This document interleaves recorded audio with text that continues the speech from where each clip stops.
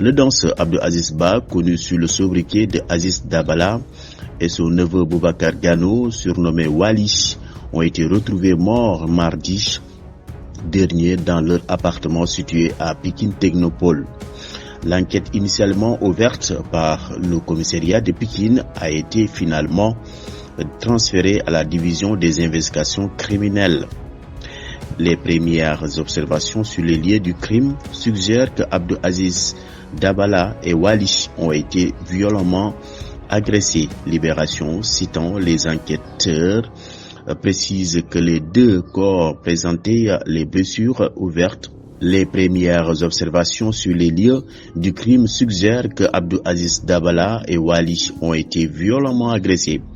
Libération, citant les enquêteurs, précise que les deux corps présentaient des blessures ouvertes causées par une arme blanche.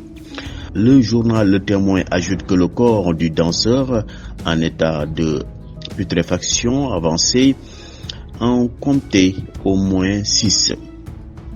Un autre constat des enquêteurs, toujours selon la même source, est le désordre apparent dans l'appartement ainsi que les traces de sang présentes sur les murs et dans le couloir.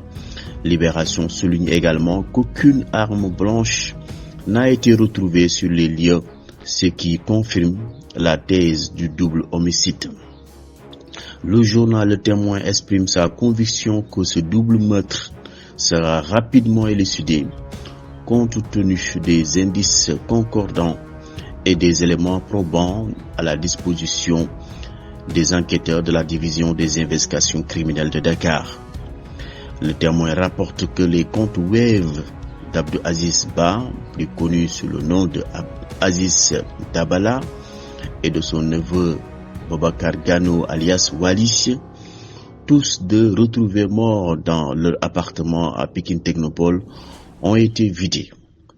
Selon le quotidien, des retraits d'argent ont été effectués quelques heures à peine après le drame, d'après les premiers éléments de l'enquête.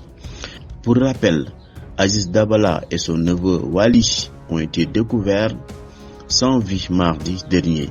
De nombreux médias ont rapporté que les corps présentaient de multiples blessures et que des traces de sang étaient visibles sur les murs et dans le couloir de l'appartement.